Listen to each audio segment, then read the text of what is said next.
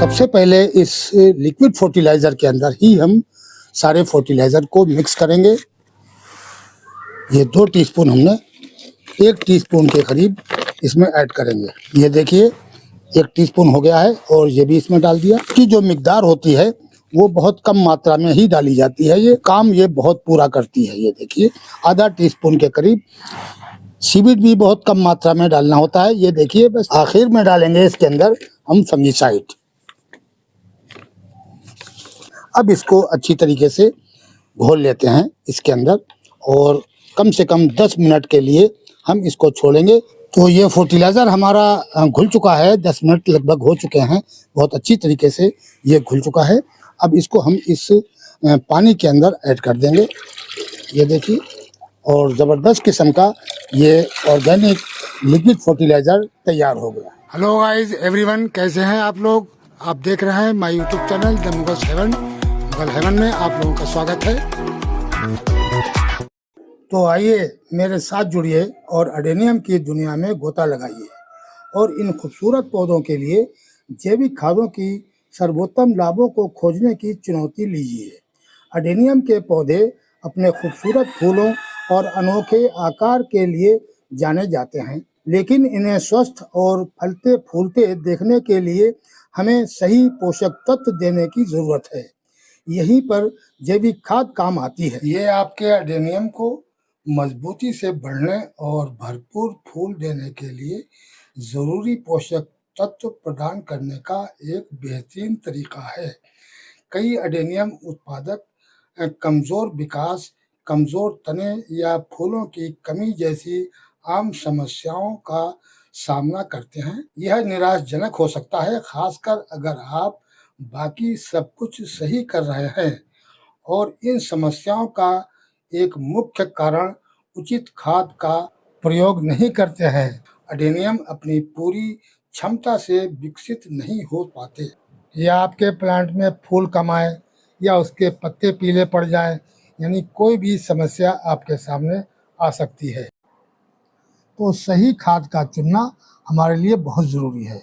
रासायनिक जो खादें होती हैं वो खादें मिट्टी को भी ख़राब करती हैं और पौधे की ग्रोथ भी अच्छी नहीं उनसे होती है और कभी कभी इनको डालने से हमारे प्लांट मर भी जाते हैं।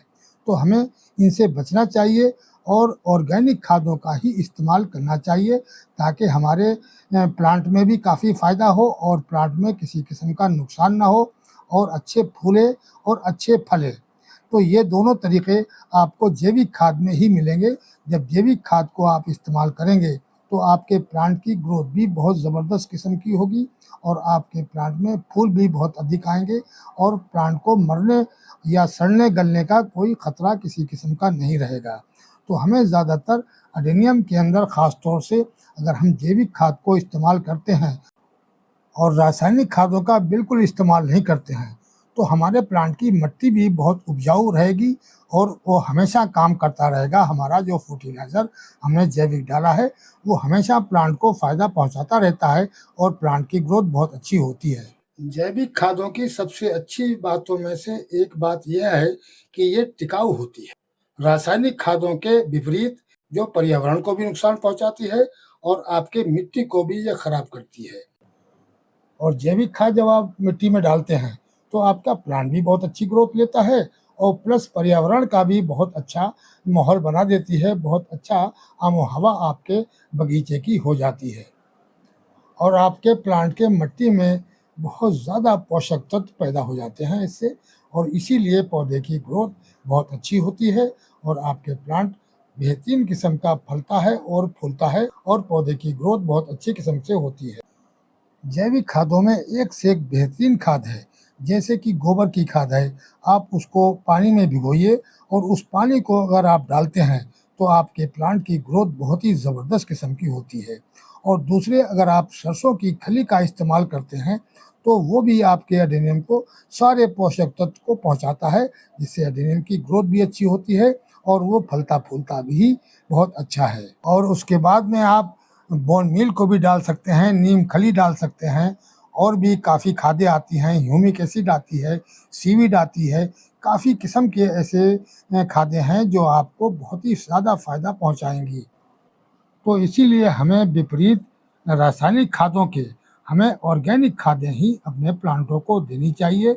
ये मिट्टी की क्षमता को भी काफ़ी हद तक बढ़ा देती है और काफ़ी दिन तक बहुत ज़्यादा टिकाऊ होती है।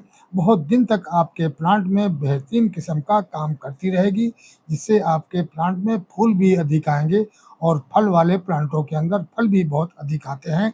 तो इसलिए हमें अपने प्लांटों के अंदर, अपनी गार्डनिंग के अंदर रासायनिक खादों को छोड़कर जैविक खादों का इस्तेमाल करना चाहिए, जिससे पर्यावरण भी बहुत अच्छा होगा, आम हवा भी आपके गार्डन की बहुत अच्छी होगी और आपके पौधे भी बहुत स्वस्थ रहेंगे और सेहतदार रहेंगे। बेहतरीन किस्म के फूल आएंगे और ज़बरदस्त किस्म की पौधों की ग्रोथ होगी। तो इसलिए हमें ज़्यादातर जैविक खादों का ही अपने गार्डन के अंदर इस्तेमाल करना चाहिए। तो चलते हैं अपने एडेनियम पर कुछ काम करते हैं। तो हमारे एडेनियम के पॉट काफ़ी सूखे हैं, क्योंकि हमने इसके अंदर कई दिन से पानी नहीं दिया है, और पानी भी ज़रूर देना चाहिए जब एडेनियम के अंदर वर्ड्स वगैरह आ रहे होते हैं। तो ऐसे पीरियड में ज़्यादा दिन तक एडेनियम को सूखा ना रखें, नहीं तो ये वर्ड्स जो हैं वो गिर जाते हैं और ठीक से फिर ये खिलते नहीं हैं। तो इसलिए इसके अंदर हम आज पानी देंगे, और पानी भी हम सादा नहीं देंगे, बल्कि हम इसके अंदर कुछ ऑर्गेनिक फर्टिलाइज़र मिलाकर लिक्विड फॉर्म में इसको डालेंगे। इसको फर्टिलाइज़र भी मिल जाएगा और इसको पानी भी मिल जाएगा। तो चलते हैं साथियों, हम किस तरीके से अपना लिक्विड फर्टिलाइज़र बनाते हैं वो हम आप लोगों के साथ इसके लिए ये मैंने इतना पानी लिया है, और ये पानी जो है वो बरसात का बचाया हुआ पानी है। बरसात में हमने कलेक्ट करके रख लिया था और कुछ यूज़ कर लिया है और कुछ अभी बाकी है, तो इतना पानी मैंने इसके लिए लिया है। अब इसके अंदर हम डालेंगे, ये है साथियों किचन वेस्ट लिक्विड फर्टिलाइज़र, और उसके बाद में इसके अंदर डालेंगे ह्यूमिक एसिड, और उसके बाद में एप्सम सोल्ट और थोड़ा सा फंगिसाइड भी डालेंगे इसके अंदर। और ये जो आप देख रहे हैं ये है सीवीड, ये सीवीड है, और ये भी हम इसके अंदर ऐड करेंगे। और ये है पोटाश, ये पोटाश को भी हम इसके अंदर ऐड करेंगे। ह्यूमिक एसिड और सीवीड लगभग एक जैसा ही फर्टिलाइज़र होता है, एक जैसा ही काम भी करता है। ये ह्यूमिक एसिड या हो या सीवीड हो, ये दोनों रूट डेवलप करते हैं और ब्रांचें भी डेवलप करते हैं, यानी रूट घने हो जाएंगे और ब्रांचें भी काफ़ी घनी हो जाएंगी। तो ये हम सब इस पानी के अंदर ऐड करेंगे और फिर ये पानी हम अपने प्लांटों के अंदर डालेंगे। तो सबसे पहले इस लिक्विड फर्टिलाइज़र के अंदर ही हम सारे फर्टिलाइज़र को मिक्स करेंगे। 2 टीस्पून के करीब ये पोटाश, ये 2 टीस्पून हमने इसके अंदर पोटाश डालेंगे। अब इसके अंदर डालेंगे हम एप्सम सोल्ट, एप्सम सोल्ट भी लगभग 1 टीस्पून के करीब इसमें ऐड करेंगे। ये देखिए, ये एप्सम सोल्ट 1 टीस्पून हो गया है और ये भी इसमें डाल दिया। अब इसके अंदर डालेंगे ह्यूमिक एसिड, ह्यूमिक एसिड हम आधा टीस्पून लेंगे। ये बहुत अच्छी खाद होती है और बहुत हार्ड भी होती है, तो ये ज़्यादा नहीं दी जाती है।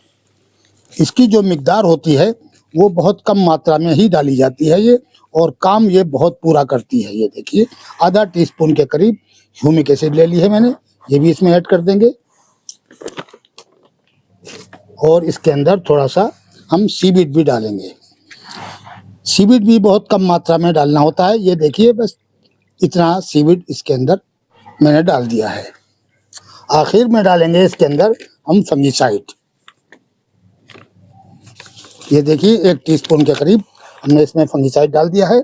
अब इसको अच्छी तरीके से घोल लेते हैं इसके अंदर, और कम से कम 10 मिनट के लिए हम इसको छोड़ेंगे, ताकि सारे फर्टिलाइज़र अच्छी तरीके से ये किचन वेस्ट लिक्विड फर्टिलाइज़र के अंदर घुल जाएं। फिर हम इसमें पानी में डालकर और अपने प्लांटों के अंदर डाल देंगे। ये पोटाश वगैरह जो है वो थोड़ी देर लगती है और इसको घुलने में थोड़ा टाइम लगता है, तो इसलिए पोटाश की वजह से हमें ये थोड़ी देर तक इसको रखना पड़ता है। जब पोटाश भी इसके अंदर घुल जाएगी, बाकी की जितनी भी चीज़ें डाली हैं सब घुलनशील हैं, वो डालते ही फ़ौरन घुल जाती हैं। ह्यूमिक एसिड भी और सीवीड तो है लिक्विड में, और एक समसोल्ट जो है वो भी घुलनशील होता है, तो वो तो फ़ौरन घुल जाता है। सिर्फ पोटाश के ये बन जाते हैं इस तरीके से स्पॉट से, तो ये घुलने में थोड़ा टाइम लगता है। तो ये फर्टिलाइज़र हमारा घुल चुका है, 10 मिनट लगभग हो चुके हैं, बहुत अच्छी तरीके से ये घुल चुका है।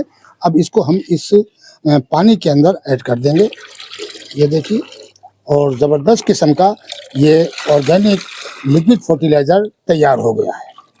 ये एडेनियम को बहुत फ़ायदा करेगा और ये मिट्टी को भी बहुत अच्छा उपजाऊ बना देगा और ये काफ़ी दिन तक काम करता है।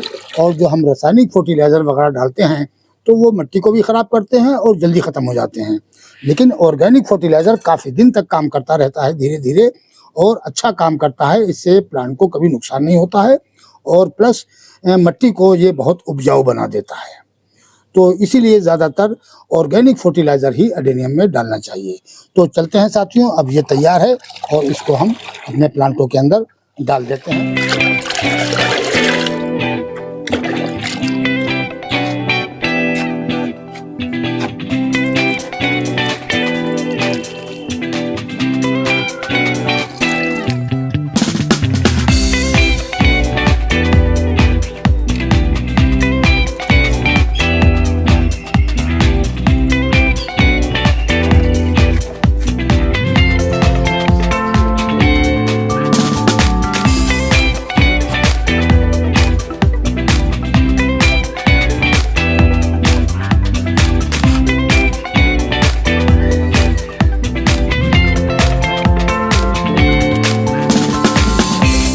तो साथियों, इस तरीके से अपने हम सभी प्लांटों के अंदर ये फर्टिलाइज़र दे देंगे। वीडियो लंबा हो जाएगा, इसलिए हम अब बाकी के प्लांटों में बाद में ये फर्टिलाइज़र देते रहेंगे। और अगर आपको अपने प्लांट की ग्रोथ अच्छी करनी है और इसके अंदर अधिक फ्लावरिंग चाहिए आपको, तो फ़ौरन इस तरीके से ये फर्टिलाइज़र बनाकर अपने प्लांटों के अंदर डालिए। तब आपके प्लांट ग्रोथ भी बहुत अच्छी करेंगे और फ्लावरिंग भी बहुत अच्छी अधिक मात्रा के अंदर इन प्लांटों के अंदर होती है अगर आप इनको ऑर्गेनिक फर्टिलाइज़र देते हैं। और अगर इस तरीके से मिक्सचर बना के देंगे तो आपके प्लांट की ग्रोथ बहुत अच्छी होगी और इसके अंदर जो वर्ड्स आएंगे वो भी काफ़ी मात्रा के अंदर भर भर के इस तरीके से वर्ड्स आएंगे कि गुच्छों में आपके प्लांट के अंदर वर्ड्स आएंगे। तो साथियों, वीडियो कैसा लगा? आज के वीडियो में इतना ही। मिलते हैं अगले वीडियो में नए टॉपिक और नए कंटेंट के साथ। अगर वीडियो हमारा अच्छा लगे तो प्लीज़ लाइक कीजिए, शेयर कीजिए और सब्सक्राइब कीजिए। शुक्रिया, धन्यवाद।